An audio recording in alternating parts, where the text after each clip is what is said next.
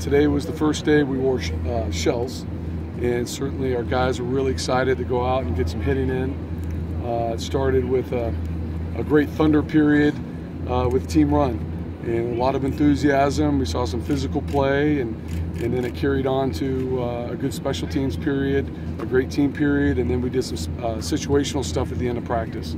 So I thought overall there was a lot of energy, and it was an outstanding practice. How much of a difference does Eddie make this year? Eddie makes a big difference. I mean, he's a high-quality player. He's a versatile player. He's an excellent run stopper, and he brings pass rush to the inside. So we're excited to have him back. Is he still kind of building his way back to like game shape? Yeah, he's getting comfortable. I mean, it's been a year for him since he's really played, at least 11 months. But Eddie has all the tools, and it's showing up on film. We have little detailed things, some technique things we need to work on, but I'm really pleased with his progress. I think our medical staff, our training staff, Coach Alosi and the strength staff have done an excellent job to get him back here on the field. What about the rest of the line? How do you like those guys? Love it. Love it. It's probably the most depth we've had here on the defensive line in a long time. My 10 years here, it's the most depth we've had. It's quality depth. I think you have a good mix of, you have a core group of veterans that have played a lot of games here. And certainly I'm really pleased with the newcomers. They're really mixing in well, blending well. I think there's good synergy within the defensive line, and look forward to continuing on here. Have you liked what you've seen from Boss Tagaloa so far? Yeah, Boss is exactly what we thought he was when we recruited him. He's a physical player. He's got nifty feet, athleticism. He bends well, and he's got great strength. So he's adjusting well to the schematics and picking up on all the techniques. So I'm very happy with Boss. Tack just said he thinks he could be the best pass rusher in the country. What do you think of that? Well, I know he's the best pass rusher when he's at junior college, certainly. I think Tack has all the tools. I think he has the mindset. He has the physical abilities. He has the speed. And I think going to a four-man front, he's going to get an opportunity to do that. So we're going to do everything we can to help him achieve his goals. A lot of people talk about what Eddie brings on the field and his production, but a lot of people also talk about his energy. So what does having him back on the field kind of feel like to change the tenor of practice? You know, Eddie is a big personality, and he's a fun guy to be around, and he's kind of infectious the way, just his attitude. He loves football. And I'm just glad the young guys are getting to experience, Eddie back in our defensive line room and on the field. But he's a natural leader, and he's a hard-working guy and very productive. So, again, I think he's a great example for our entire team.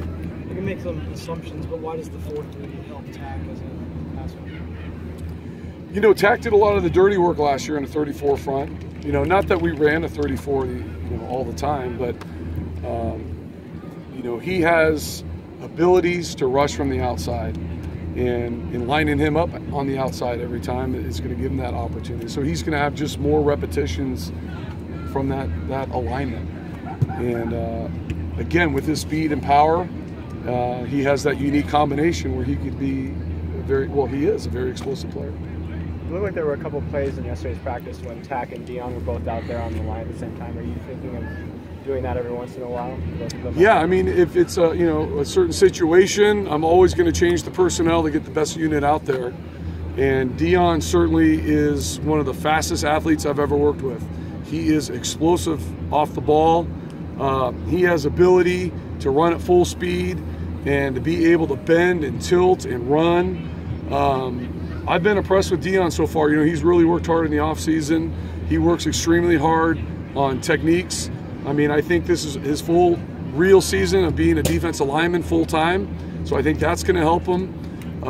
He's really learning schematics and really focusing on how offensive tackles play. So I think the combination of those two on double-edged is going to be tough on any offense to stop. What about Dickerson? Where is he today? Matt is, he is 290 pounds now. One of the strongest guys on the team. Has great length. Right now he's essentially our big defensive end. And depending on different personnel groups that we see throughout the year, he's going to be playing defensive end and he'll play defensive tackle. but he does a nice job against our tight ends. Again, with his strength and length, he's able to get knocked back and control those guys. He's able to get his paw on guys when they're trying to do an easy release on a route. And, you know, Matt's an excellent pass rusher also. And so he brings a lot to that position. The red shirts are off with guys like Keyshawn Luther-South and Rick Wade. How big of contributors do you think they could be? You know, I have Keyshawn in there quite a bit also, especially in pass situations. Keyshawn's gotten a lot more physical. He's really focused on his run technique, and he's really picked up on that. I think Keyshawn's a guy that's going to definitely see the field this year. And again, it may be a situational situation, but you know, he's playing the same position as two really good seniors, and he's only going to benefit from that experience, watching those guys, seeing how they develop. And Tack and Dion are two different type of players, so he's going to be able to kind of see both guys and learn a lot from them. And then Rick Wade as well on the other side. Rick Wade, again, he's playing behind Matt Dickerson right now. Same body style. He's long. He's about 270, 275 pounds now. Got great length, good get off, good pass rush, and again, very similar to Matt Dickerson, he's got a great motor. I mean, he is nonstop all the time. So, like I said earlier, it's again we're very blessed to have this much depth in the program. From last year to this year, at this point in camp, what do you think is the thing you're most pleased about from your defense so far in this first week? This year, it's the depth. Last year, certainly, we had the same players plus Kenny Clark, who again is an excellent player. But we didn't have a lot of depth behind. We just didn't have the scholarship numbers. Now I feel with the addition of some of our new players, the addition of Nick Terry, bringing him in from junior college has been a big plus for us.